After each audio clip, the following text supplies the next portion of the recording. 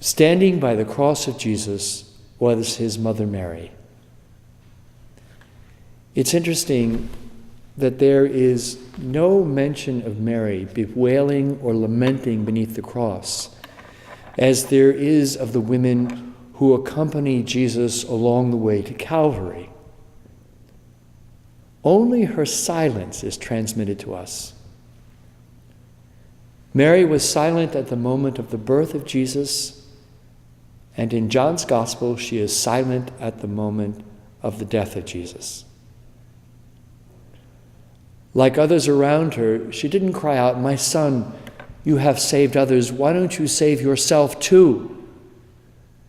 She didn't even ask Jesus, "Son, why have you done this to us?" as she did when, having lost him, she later found him in the temple. Mary, at the cross, was silent.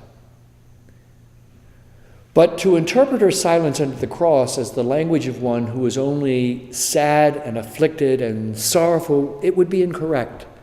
For while Mary grieved deeply for the death of her son, she stood under the cross in hope.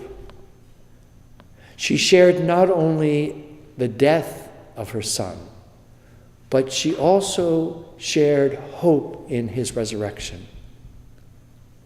On Calvary, then, she was not just the mother of sorrows, but also the mother of hope. She believed. She believed in the promises of God. She believed that Jesus was the Messiah, the Son of God. St. Paul, in his letter to the Romans, tells us that Abraham, in hope, believed against hope. Let me say that again. Abraham, in hope, believed against hope. And we can say the same about Mary beneath the cross. In hope, she believed against hope. Do you know what it means to hope against hope? It means that without having any reason whatsoever for hope, in a situation that, humanly speaking, is entirely hopeless, one never ceases to hope. One believes more in God than in the evidence of facts. It means constantly acknowledging that God is faithful and trusting that no matter what, God is always there for us. It means that even when in vain we have done everything that we can to change a difficult solution, solve a problem, we still have something greater to do that will keep us occupied and prevent us from falling into despair.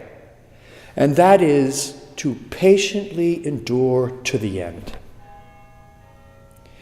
In an unexplainable way, which probably Mary was unable to explain to herself, she believed that God was able to raise her son even from the dead. This was the great thing that Mary did as she hoped beneath the cross. And she is always ready to help us do the same. Now, in the book of Lamentations, we find the song of a soul in utter desolation, which, again, can be applied to Mary on the cross. And just listen to the words here of this soul who's in desperation, desolation. I am the one familiar with affliction. God has led and guided me into darkness, not light.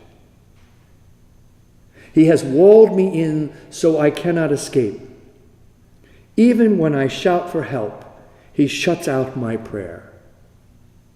I thought, I have forgotten what happiness is. My lasting hope in God is lost. But suddenly, right at this point, there is an unexpected turn. Just like the last two lines in a Shakespearean sonnet, the one lamenting has this surge of hope, and the believer says to himself, surely God's mercies are not over. So I shall put my hope in him. For the Lord will not reject anyone forever. If he bring grief, he will have pity. Maybe there is hope. I shall put my hope in him. What glory for God and what comfort for us just to be able to say these words each time when we're on the brink of despair. Like the psalmist in Psalm 40, I waited for the Lord, and he stooped to me. One of the psalmists says, who thanks to hope, has experienced a resurrection. I wait for the Lord. My soul waits, and in his word I hope. O Israel, hope in the Lord from this time forth and forevermore. And finally, the letter to the Hebrews urges us, let us seize the hope set before us. And who is it that is set before us? Let us turn to Mary, who stayed close to the cross, hoping against all hope. Let us turn to her, invoking her powerful name often as Mother of Hope. And if at this very moment we are distressed, or if we're tempted toward discouragement, let us take hope and repeat to ourselves these very simple lines. Surely God's mercies are not over, so I shall put my hope in him. Surely God's mercies are not over, so I shall put my hope in him.